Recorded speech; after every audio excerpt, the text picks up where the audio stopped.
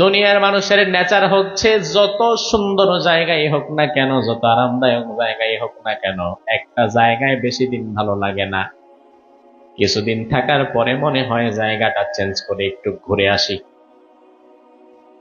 কিন্তু আল্লাহ রাব্বুল আলামিন কোরআনের মধ্যে বললেন, আমার জান্নাত এমন জায়গা, লা ইয়ামাসসুহুম ফিহা নাসাবু ওয়া মা হুম মিনহা বিমুখরাজিন। আমার ওই জান্নাতে যারা প্রবেশ করবে এক মুহূর্তের জন্য তারা ক্লান্ত হবে না, কোনো দুঃখ কষ্ট তাদেরকে টাচ পর্যন্ত করবে না। জান্নাতে যে একবার ঢুকতে পারবে আর জীবনে কোনোদিন জান্নাত থেকে সে বের হতে চাইবে না। এমন জান্নাত যিনি আমাদের জন্য বানিয়ে রেখেছেন তিনি কে? এজন্য আল্লাহর হাবিব বলেন, ও আমার উম্মতেরা শুনে নাও, ইদা সালতুমুল্লাহ ফাসআলুহুল ফিরদাউস। আল্লাহর কাছে যদি জান্নাতটা চাও, ছোটখাটো জান্নাত চায় লাভ নাই। জান্নাতটা যদি চাও সবচেয়ে বড় জান্নাতটাই চাও। আর সবচেয়ে বড় জান্নাতের নাম কি? আল্লাহ তাআলা আজকের আলোচনা আমরা যারা শুনছি, দয়া করে তুমি আমাদেরকে জান্নাতুল ফিরদাউসের মেহমান বানিয়ে দিও। জান্নাতুল ফিরদাউস এমন এক জায়গা, আল্লাহর হাবিব হাদিসের মধ্যে বললেন, লামাউযিউ সাউতিন ফিল জান্নাহ খায়রুম মিনাদ দুনিয়া ওয়া মা ফিহা। জান্নাতের একটা ইটের মূল্য, একটা বাড়ি বানাতে কত হাজার হাজার ইট লাগে তার হিসাব নাই।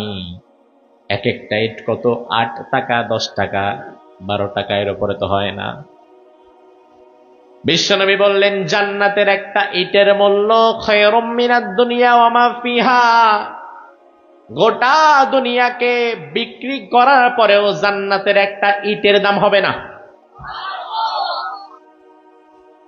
এরপরে বিশ্বনবী আবার বললেন, জান্নাতুল ফিরদাউসের হিসাব বাদ দাও, আল্লাহ তাআলা সব চাইতে ছোট জান্নাত যাকে দিবেন, যার নিচে আর কারো জান্নাত হবে না, যার জান্নাত থাকবে সব চাইতে লোয়ার ক্লাস, যার জান্নাত থাকবে সবচেয়ে ছোট, ওই ব্যক্তির জান্নাতটাও হবে মিসলাদ দুনিয়া ওয়া আশরাতা আমসালিহা, গোটা দুনিয়ার 10টা দুনিয়ার সমান।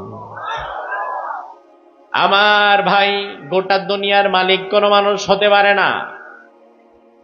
হয়তো উত্তর বাড্ডায় 3টা 4টা 5টা বাড়ি আছে, কিন্তু একটা এলাকার মালিক সে হয় নাই, একটা গ্রামের মালিকও সে হয় নাই।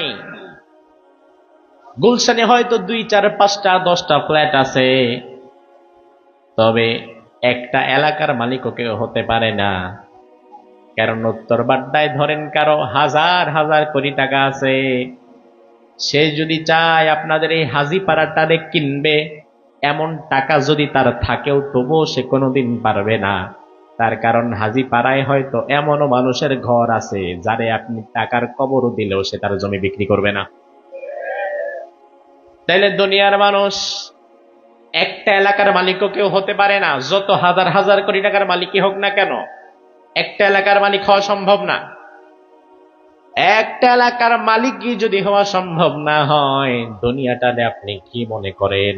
আর বিশ্বনবী বললেন, এমন শুধু একটা দুনিয়া না, সবচাইতে ছোট জান্নাতওয়ালার জান্নাতটা হবে দুনিয়ার 10টা দুনিয়ার সমান। এবার আমার ভাইরা জবাব দেন, ওই জান্নাত পাওয়ার জন্য আমাদের ইচ্ছা আছে না নাই? ওই জান্নাত যে পেয়ে গিয়েছে সে সফল হয়ে গিয়েছে। জান্নাত এমন জায়গা, জান্নাত যার কপালে জুটবে সে সফল, আর জান্নাত যে পাবে না সে দুনিয়া আখিরাত উভয় জায়গায় ব্যর্থ।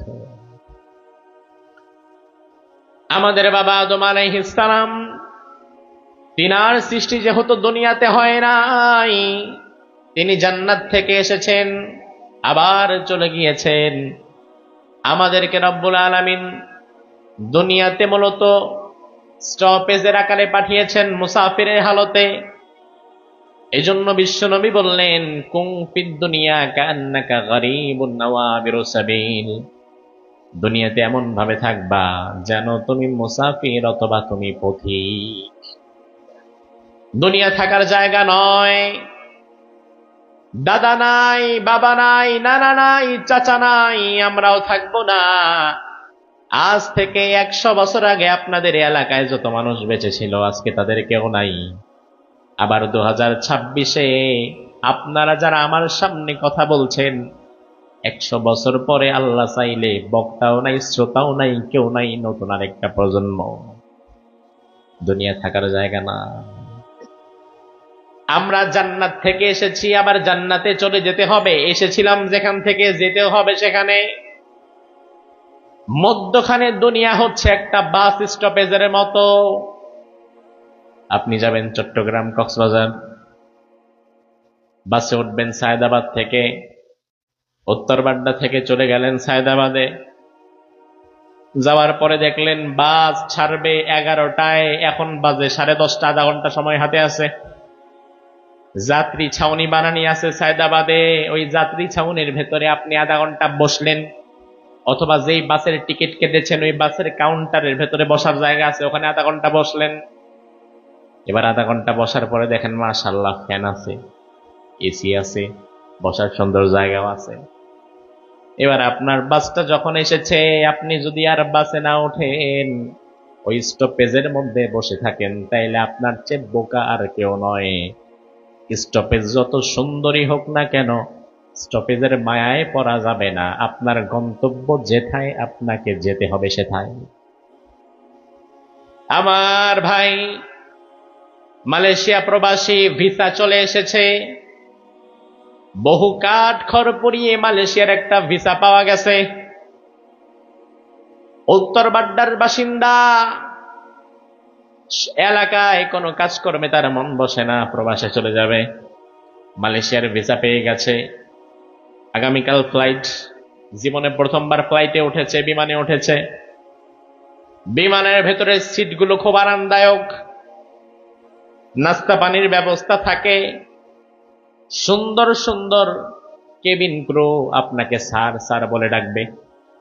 এবার বিমানে ওঠার পরে আপনি চিন্তা করলেন, সর্বনাশ, এত মজা, কি সুন্দর সিট, আবার নাস্তা পানিও পাওয়া যায়, ক্ষুধা লাগলে খাবারও পাওয়া যায়, চা কফিও পাওয়া যায়, আবার প্রয়োজন হলে ওয়াশরুমের ব্যবস্থাও আছে। আবার শিক্ষিত মার্জিত এয়ার হোস্টেস আমাকে স্যার স্যার বলে ডাকতেছে। এত সুন্দর জান্নাতি পরিবেশ চাইরা আর বাংলাদেশেও যাবো না, মালয়েশিয়াতেও নামবো না, বাকি জীবন রাজার হালে পায়ের উপরে পা তুইলা প্লেনেই খামু, এমন ভাবলে হবে?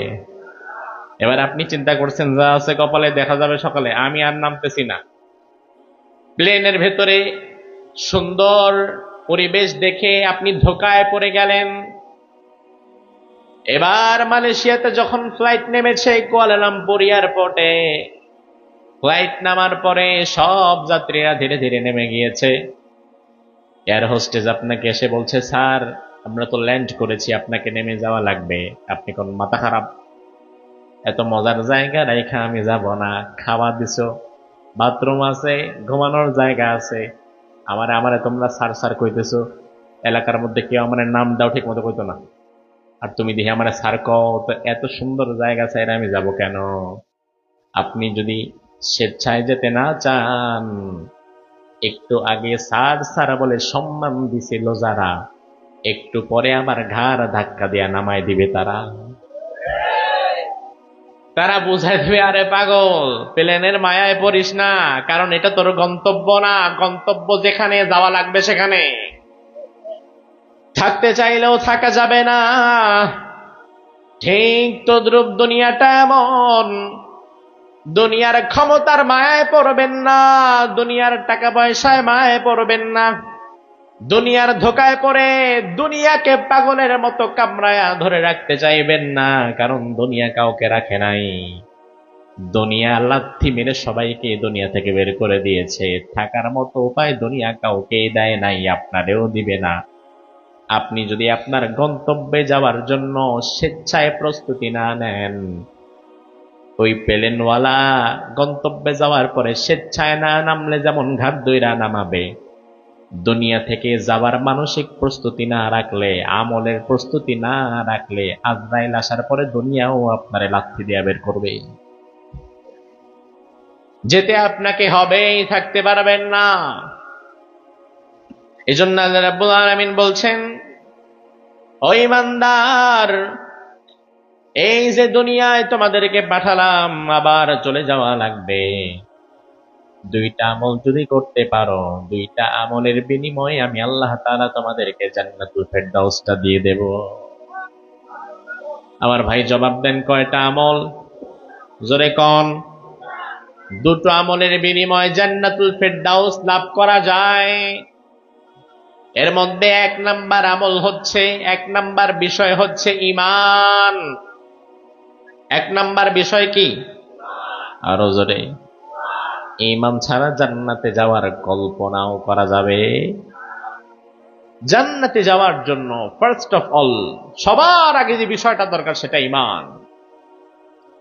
আমলের ঘাটতি আল্লাহ তাআলা ক্ষমা করতে পারেন। আমল কিছু কম করেছেন, আল্লাহ তাআলা চাইলে মাফ করে দিতে পারেন। তবে ঈমানের ঘাটতি আল্লাহ তাআলা মাফ করবেন না।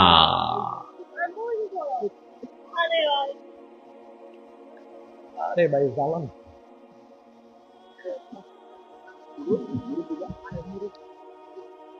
মুরব্বী বসে, তুমি কি পেছনে যাও, সব নিয়ে যাও, তাও রাগ করে না।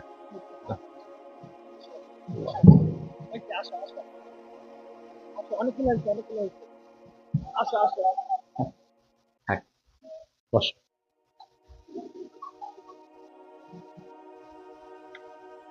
আল্লাহ তাআলা তাকে কল্যাণ দান করুক, বলেন আমিন। রাসূল বলেছেন, আরেক ভাইয়ের জন্য দোয়া করলে আল্লাহ তাআলা ওই দোয়া আগে আপনার জন্য কবুল করবে, তারপরে তার জন্য কবুল করবে। এজন্য যখনই কাউকে দেখবেন অসুস্থ অথবা অস্বাভাবিক, তার জন্য দোয়া করে দিবেন, তাহলে আল্লাহ তাআলা তার প্রতিও রহম করবে, আপনার প্রতিও রহম করবে। বলি আমিন। আমার ভাই, যেটা বলছিলাম, আল্লাহ রাব্বুল আলামিন আমলের ঘাটতি ক্ষমা করবেন, তবে ঈমানের ঘাটতি নয়। আমলের ঘাটতি মানে হচ্ছে, আপনি নামাজ পড়া 5 ওয়াক্ত ফরজ, হয়তো কখনো কখনো শয়তানের ধোকায় পড়ে আপনি নামাজ ছেড়ে দিয়েছেন, 4 ওয়াক্ত পড়েছেন, 1 ওয়াক্ত কাজা করে ফেলেছেন।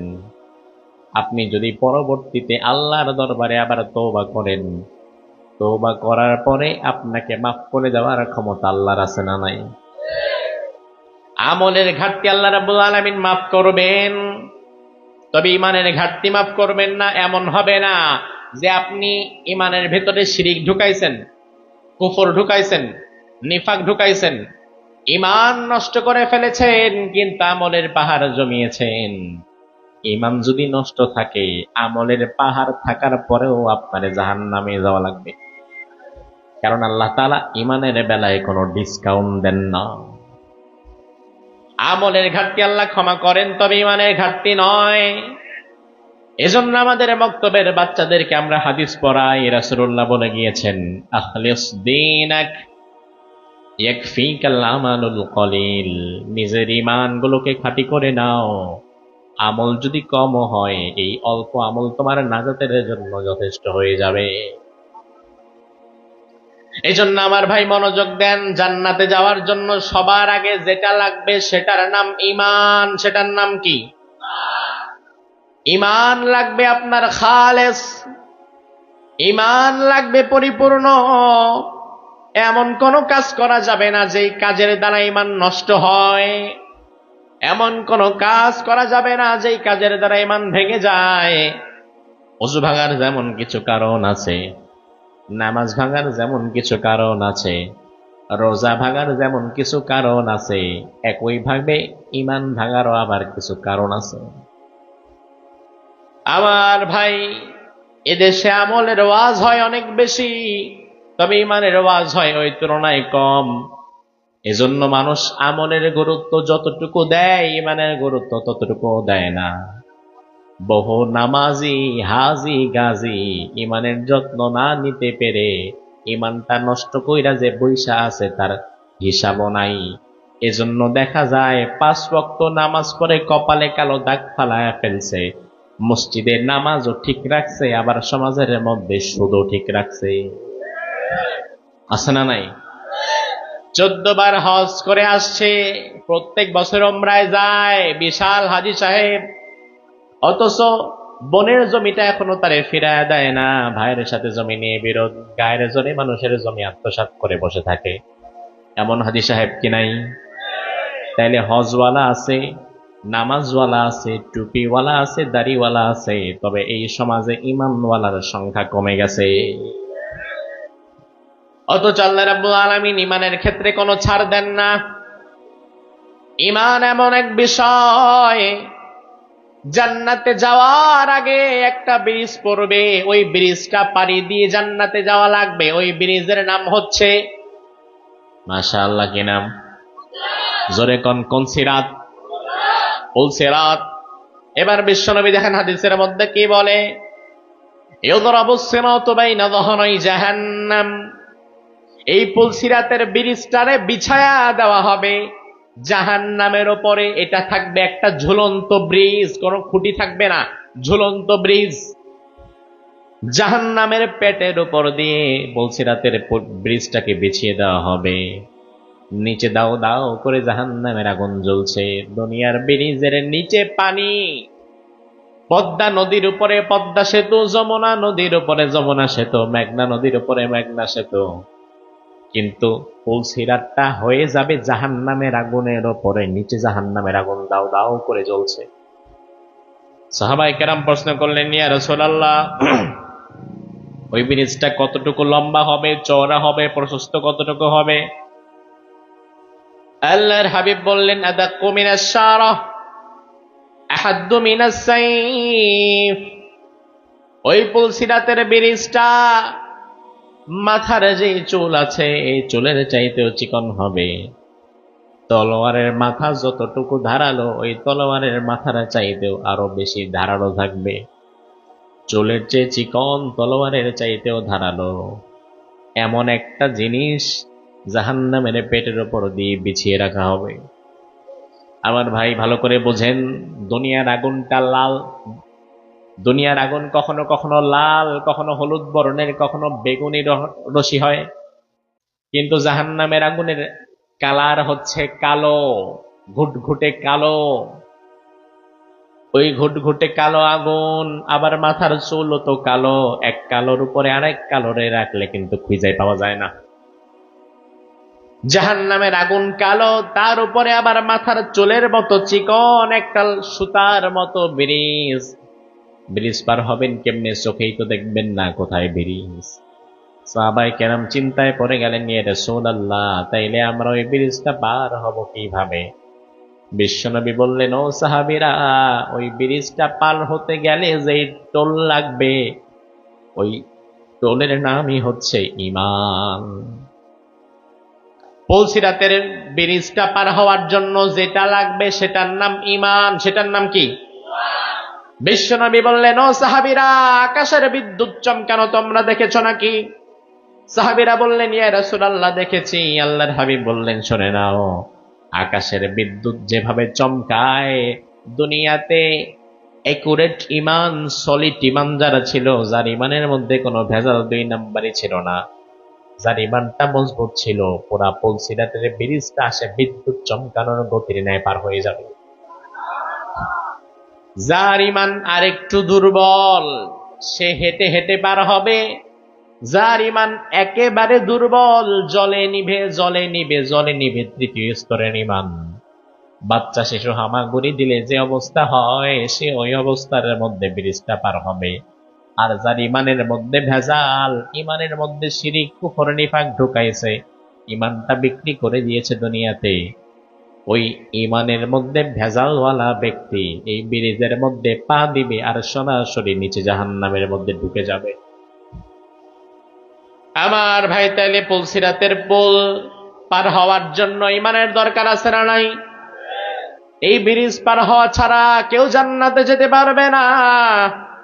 আর এই ব্রিজটি পার হতে গেলে ইমানের দরকার। আমার আল্লাহ বললেন, ওয়া ইম মিনকুম ইল্লা ওয়ালিদুহা কানা আলা রাব্বিকা হাতমান মাকদিয়া সুম্মা নুনাজ্জিল লাযীনা ইত্তাকাও ওয়া নাযারুল যালিমিনা ফিহা জিসিয়া। ওই পুলসিরাতের ব্রিজ পার হওয়ার জন্য রবের অনিবার্য সিদ্ধান্ত হয়েছে, ওই ব্রিজকে ক্রস করে বাইপাস কোন রাস্তা জান্নাতে যাওয়ার জন্য আল্লাহ রাখে নাই। আল্লাহ বললেন, আমি আল্লাহ তাআলা জালিম বেঈমান মুনাফিকদেরকে ওই ব্রিজটা পার করাবো না, কিন্তু যারা ইমানদার ব্যক্তি, মুত্তাকি ব্যক্তি, ওই ব্রিজটা আমি আল্লাহ তাআলা নিজ দায়িত্বে তাদেরকে পার করায় দেব। আল্লাহ তাআলা যেন আমাদেরকে ওই ব্রিজটা পার করিয়ে দেয়, বলেন আমিন। আমার ভাই, এজন্য আল্লাহ রাব্বুল আলামিন কোরআনের মধ্যে বললেন, ইন্নাল্লাযীনা আমানু, নিশ্চয়ই যারা ঈমান আনবে, প্রকৃত ঈমান। কোরআনে আল্লাহ অনেক জায়গায় বললেন, ইয়া আইয়ুহাল্লাযীনা আমানু, ও ঈমানদারেরা, আমিনু বিল্লাহ, আবার তোমরা ভালো করে ঈমান আনো। আল্লাহ তাআলা ঈমানদারদেরকে ডেকে আবার নতুন ভাবে ঈমান আনতে বললেন কেন? তার কারণ আল্লাহ ভালো করেই জানেন, দুনিয়াতে ঈমান আনার পরেও কিছু ঈমানদার থাকবে, তারা ঈমানের মধ্যে ভেজাল ঢুকায়া ঈমানটারে নষ্ট করে ফেলবে। এমন আছে না নাই? আমার ভাই, বিশ্বনবী হাদিসের মধ্যে বললেন, ইন্না বাইনা ইয়াদাইস সাআতি ফিতানান কাকিতাইল লাইলিল মুযলিম ইউসবিহু আর-রাজুলু ফিহা মুমিনান ওয়া ইউমসি কাফিরা ওয়া ইউমসি মুমিনান ওয়া ইউসবিহু কাফিরা। এমন এক জামানা কিয়ামতের আগে আসবে, সমাজের মানুষ সকালবেলায় ঈমানদার থাকবে, সন্ধ্যাবেলায় বেঈমান হয়ে যাবে। আবার হয়তো সন্ধ্যাবেলায় ঈমান আনবে, সকালবেলা বেঈমান হয়ে যাবে। অর্থাৎ ঈমান আনার পরে 12 ঘন্টাও লাস্টিং করবে না। হুটহাট করে মানুষ ঈমান ভাঙবে, এমন কথা বলবে যে কথার দ্বারা ঈমান শেষ, এমন কাজ করবে যে কাজের দ্বারা ঈমান শেষ, এমন চিন্তা মাথায় রাখবে যে চিন্তার দ্বারা ঈমান শেষ। এই যে নির্বাচন আসতেছে, বাংলাদেশের মানুষ ধর্মীয় জ্ঞান না থাকার কারণে, কোরআন হাদিসের জ্ঞান না থাকার কারণে রাজনীতি করতে গিয়া ঈমান হারায়া ফেলে, ঈমান নষ্ট করে ফেলে, এমন মানুষের অভাব নাই। অথচ আমার ভাই, আপনার ক্ষমতা, এই রাজনীতি বড় নাকি ঈমান বড়? কথা কয় না। দুনিয়ার টাকা পয়সা বড় নাকি ঈমান বড়? আজকে উত্তর বাড্ডার সব চাইতে ধনী মানুষটা যদি মারা যায়, 1000 কোটি টাকার মালিক, বিত্তশালী, প্রভাবশালী, সমাজে তার সামনে দাঁড়ানোর মতো ক্ষমতা কারো নাই, ওই মানুষটা যদি আজকে এখন বাজে রাতের 10:48 এই মুহূর্তে যদি মারা যায়, আগামীকাল রাত 10:48 পর্যন্ত তার দেহটা মাটির উপরে থাকবেও না। কথা কি ঠিক কিনা? আত্মীয় স্বজনেরা যত দ্রুত সম্ভব মাটির নিচে ঢুকায় দিবে। 1000 কোটি টাকার মালিক, গাড়ি বাড়ির ব্যাংক ব্যালেন্সের কোনো অভাব নাই, প্রভাব প্রতিপত্তির অভাব নাই, এই মুহূর্তে যদি মারা যায়, কি নিয়ে যেতে পারবে? 3 টুকরো কাফনের কাপড় ছাড়া আর কিছুই যাবে না। দুনিয়ার প্রভাব প্রতিপত্তি দুনিয়াতে থেকে যাবে, দুনিয়ার ক্ষমতা দুনিয়াতে থেকে যাবে, দুনিয়ার সম্পদগুলো দুনিয়াতে থেকে যাবে। ওই অন্ধকার কবরে সাথে যেতে পারবে যেটা, সেটা ঈমান। সেটা কি? সেটা কি? তাইলে অন্ধকার কবরে যেটা যেতে পারবে ওইটারই আপনি যত্ন করলেন না, আর যেগুলা যেতে পারবে না ওগুলারে যত্ন করলেন। আপনি তো আসলে বুদ্ধিমান নয়, আপনি আসলে বোকা। এজন্য আমার ভাই, তাহলে আরেকবার ভালো করে জবাব দেন, ক্ষমতায় যাওয়া বড় নাকি ঈমান নিয়ে মরা বড়? অধিক সম্পদ কামানোটা বড় নাকি ঈমানের উপরে টিকে থাকাটা বড়? ঈমান এমন এক দামি জিনিস, ইমান যার আছে সম্মান তার আছে, ইমান যার আছে সফলতা তার আছে। দুনিয়ার সফলতা, দুনিয়ার সম্মান ইমানের সাথে, টাকা পয়সার সাথে নয়। টাকাওয়ালাদের সম্মান সাময়িক, ক্ষমতাওয়ালাদের সম্মান সাময়িক। আজকে ক্ষমতা আছে, মানুষ আপনারা সেলুট দিবে, আবার কালকে ক্ষমতা যদি না থাকে, আগের দিন সেলুট দিছে যারা, পরের দিন জুতা নিয়ে দৌড়াইবো তারা। কিন্তু ইমানদার ব্যক্তি, ওই ব্যক্তির সম্মান এখন যেমন আছে, মৃত্যুর আগ পর্যন্ত তার সম্মান আছে না নাই?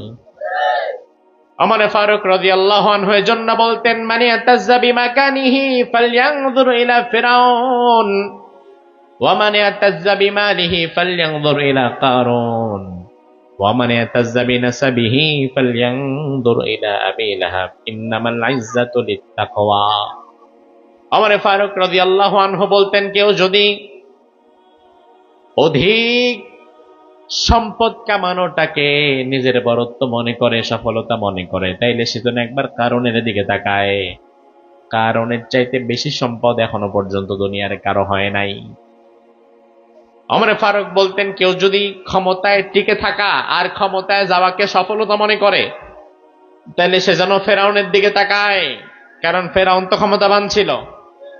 ওমর ফারুক আরো বললেন, কেউ যদি উচ্চ বংশে জন্মগ্রহণ করে নিজের সফল ভাবে, তাইলে সে যেন আবুল আহাবের দিকে তাকায়, কারণ আবুল আহাবের বংশ কুরাইশ, আবার নবীজির বংশ কুরাইশ।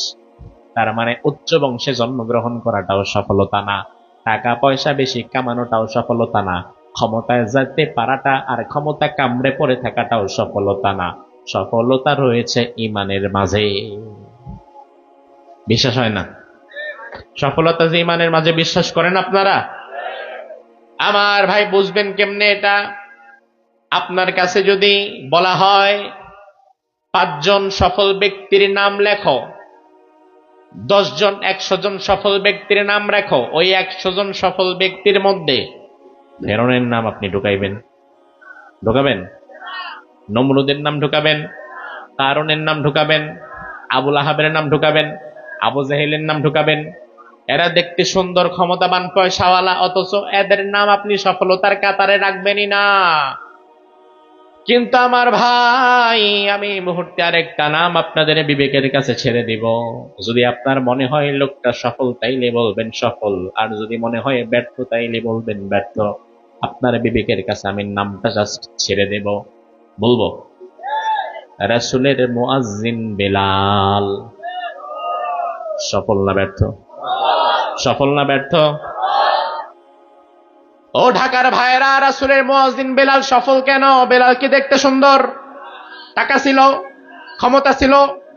টাকা নাই, ক্ষমতা নাই, কিছুই নাই, দেখতেও সুন্দর নয়, কালো কুৎসিত ছিল বেলাল।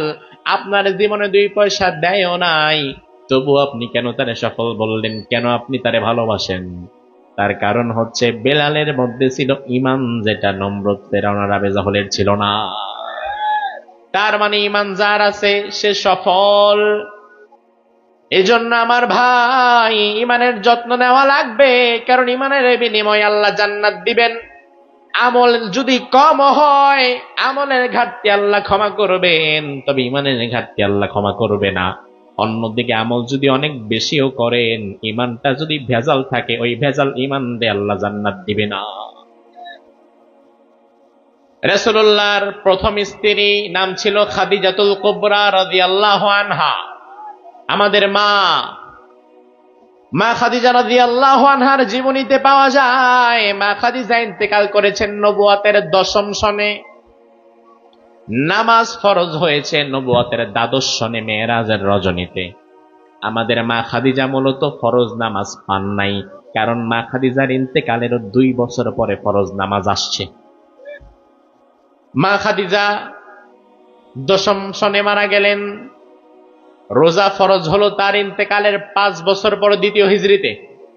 আমাদের মা খাদিজা ফরজ রোজাও পায় নাই, তার আগেই মারা গেলেন। যাকাত ফরজ হলো রোজা ফরজের সাথে সাথেই, আমাদের মা খাদিজা ফরজ যাকাতও পান নাই। হজ ফরজ হলো মা খাদিজার ইন্তেকালের 11 বছর পরে, 8ম হিজরিতে। আমাদের মা খাদিজা ফরজ হজও পায় নাই। এবার আমি আমার ভাইদের কাছে জবাব চাই, ও ভাই আমার, মা খাদিজা ফরজ নামাজ পায় নাই, ফরজ রোজা পায় নাই, ফরজ যাকাত পায় নাই, ফরজ নামাজ পায় নাই, ফরজ হজ পায় নাই, কিন্তু বুঝে থাকলে জবাব দেন তো জান্নাত কি পাইছে না পায় নাই? তার কারণ মা খাদিজা আমলের সুযোগ কম পেয়েছেন, তবে ইমানের মধ্যে তার কোনো ভেজাল ছিল। অন্যদিকে আরেক ব্যক্তির দৃষ্টান্ত আপনার সামনে আমি উপস্থাপন করছি। লোকটির নাম ছিল আব্দুল্লাহ বিন উবাই। আমল নামায় নামাজের কোনো অভাব নাই, রাসূলুল্লাহর সাথে নামাজ পড়েছে, রাসূলের পিছে পড়েছে। আপনি নামাজ পড়েন হাজীপাড়া ইমাম সাহেবের পেছনে, সেলিম ভাইয়ের পেছনে, আর আব্দুল্লাহ বিন উবাই নামাজ পড়তো রাসূলুল্লাহর পেছনে, তাহলে মুসল্লি হিসাবে আপনার চাইতে সে আরো বেশি এগিয়ে। আমল নামার মধ্যে নামাজ আছে, রোজা আছে, হজ যাকাত সব আছে, দান সদকাও কম নাই। এত কিছু থাকার পরেও ওই লোকটা মারা যাওয়ার পরে আল্লাহ নবীরে জানায় দিছে, নবী এই লোকটা ছিল মুনাফিক, মুখে ইমানের দাবি করত, তবে কর্মে ইমানটাকে বিশ্বাস করত না। মুখে মুখে ইমানের দাবি করত, ইসলামের কথা বলতো, তবে ভেতরে ভেতরে ইসলামের বিরুদ্ধে আবার ষড়যন্ত্র করত। মুখের কথার সাথে যাদের কাজের কোনো মিল নাই তারা মুনাফিক, আর ইসলামের মধ্যে মুনাফিকের কোনো স্থান নাই। আমার ভাই তাহলে একটু ভালো করে বোঝেন, আমল নামায় নামাজ রোজা হজ যাকাত সব থাকার পরেও আব্দুল্লাহ বিন উবাই জাহান্নামে চলে গেছে, কারণ ভেজাল করতে কোথায়? কথা কয় না। আর মা খাদিজা আমল নামায় নামাজ রোজা হজ যাকাত ফরজিয়াত তিনি পান নাই, এর আগেই মারা গেছেন, কিন্তু জান্নাত ঠিকই পেয়ে গেছেন। তার কারণ ইমানটা তার ছিল সঠিক, ঠিক কি না? তার মানে কি বুঝলেন? ইমানটা যদি সঠিক থাকে, আমলের ঘাটতি থাকলে আল্লাহ মাফ করে জান্নাত দিয়ে দিবেন। তবে ইমানে যদি ভেজাল করেন, ইমান যদি আপনি নষ্ট করে ফেলেন, হাজার আমলের বস্তা নিয়ে, আমলের পাহাড় নিয়ে আল্লাহর সামনে দাঁড়াবেন, ওই পাহাড় সম পরিমাণ আমলের দিকে আল্লাহ ফিরাও তাকাবে না। তার কারণ আল্লাহ তাআলা শর্তই দিয়ে দিয়েছেন, জান্নাতে যাওয়া লাগলে প্রথম শর্ত হচ্ছে ইমান। প্রথম কি? নেক আমল লাগবে। তবে নেক আমলের সিরিয়াল 2 নাম্বার, ইমানের সিরিয়াল এখন 1 নাম্বার ভাঙ্গা 2 নাম্বার কইরা লাভ আছে? নামাজের মধ্যে আল্লাহ বললেন ওয়ারকাউ ওয়াসজুদু, আগে রুকু করবা তারপরে সেজদা করবা। এজন্য নামাজে যখন আমরা দাঁড়াই, আমরা সেজদা করি আগে না রুকু করি আগে? তাহলে রুকু যে আগে করা লাগবে এটা কার কথা? তাহলে রুকুর সিরিয়াল 1, সেজদা সিরিয়াল 2। এবার আপনি যদি সেজদা করলেন আগে, রুকু করলেন পরে, অথবা রুকু বাদ দিলেন খালি সেজদা করলেন, নামাজ হবে? কারণ সিরিয়াল ভেঙে ফেলেছেন। এজন্য সিরিয়াল ভেঙে আমল করলে হবে না, আগে ইমানটা ঠিক রাখেন তারপরে আমল করেন। তার কারণ ইমান হচ্ছে 1-এর মতো, আর আমল হচ্ছে 0-এর মতো। 1-এর পরে 0 লাগালে 0-এর মান আছে, দাম আছে, তবে 1 বাদ দিয়া 0 রাখলে 0-এর কোনো দাম নাই। আমার ভাই, আমি যদি 1 লিখি, এরপরে যদি একটা 0 লিখি, তাইলে সংখ্যা কত হবে? 2টা, 3টে 0, 4টা, এভাবে 0 যত বাড়বে, 0 দিতে দিতে আপনি গুলশান পর্যন্ত যান, 0 যত বাড়বে সংখ্যার মানও তত বাড়বে, ঠিক না? কিন্তু এবার আপনি যদি সামনে থেকে 1টা বাদ দেন, 1 মুছে ফেলেন, 1টা মুছে ফেলার পর 0 দিতে দিতে বিমানবন্দর পর্যন্ত চলে যান, এয়ারপোর্ট পর্যন্ত যাওয়ার পরে যদি আপনি হিসাব করতে বসেন, তাইলে হিসাব কত? 0 0ই, কারণ 1 নাই। এত নামাজ পড়ে কপালে দাগ ফলায় লাভ কি যদি ইমানের মধ্যে ভেজাল করো? 14 বার হজ করে লাভ কি যদি ইমানের মধ্যে ভেজাল করো? এত দান সদকা করে লাভ কি যদি ইমানের মধ্যে ভেজাল করো? এই জন্য সবার আগে নিজেদের ইমানটাকে পরিপূর্ণ রাখার দরকার আছে না নাই? কারণ ইমান ছাড়া আমলের কোনো দাম নাই। ইমান ছাড়া আল্লাহ রাব্বুল আলামিন কোন আমল গ্রহণ করবে না। এই জন্য ইমানের গুরুত্ব দেওয়া লাগবে সবচাইতে বেশি। আমার ভাই রাসূল তো আগেই বলে গিয়েছেন, বাইনা ইয়াদাই সাতি ফিতানান কাকিতাইল লাইলিল মুযলিম ইউসবিহুর রাজুলু ফিহা মুমিনান ওয়া ইউমসি কাফিরা ওয়া ইউমসি মুমিনান ওয়া ইউসবিহু কাফিরা। এমন এক জামানা আসবে, সকালবেলা ইমানদার, সন্ধ্যায় বেঈমান, আবার সন্ধ্যায় ইমানদার, সকালে বেঈমান। মানুষ উঠতে বসতে নিজের ইমান ভাঙবে। এমন কথা বলবে যে এই কথার দ্বারা ঈমান শেষ। এখন কোন কথার দ্বারা, কোন চিন্তার দ্বারা, কোন কাজের দ্বারা ঈমানটা নষ্ট হয়ে যায় সেগুলো আমাদের জানা দরকার আছে না নাই? যেহেতু আজকের আলোচনা ঈমান ভাঙার কারণ সম্পর্কে না, এই জন্য সে বিষয়ে বেশি কথা বলবো না। তবে কথা প্রসঙ্গে দুই একটা পয়েন্ট বলে রাখি। ঈমান ভাঙার যতগুলো কারণ আছে এর মধ্যে অন্যতম একটা কারণ হচ্ছে শিরিক। কি? জোরে কন। শিরিক মানে হচ্ছে অংশীদার সাব্যস্ত করা। আল্লাহ তাআলার জাত সিফাত, আল্লাহ সুবহানাহু ওয়া তাআলার সমকক্ষ হিসাবে যদি অন্য কাউকে আপনি দাঁড় করিয়ে দেন, ওটাই শিরিক। ওটাই আল্লাহ তাআলা যা দিতে পারে তা দেওয়ার ক্ষমতা কি দুনিয়ার কারো আছে? না। সন্তান দেওয়ার মালিক ছেলে অথবা মেয়ে দেওয়ার মালিক কে? বিয়ে করেছে 25 বছর বয়সে, সন্তান আদি হয় না 2, 4, 5, 7 বছর।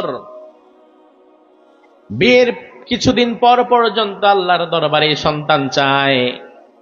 10 বছর যখন পার হয়ে গেছে, আল্লাহ তাআলা এখনো যদি তার সন্তান না দেয়, এখন আর আল্লাহর কাছে চায় না, মাজারের কাছে গিয়ে সন্তান চায়।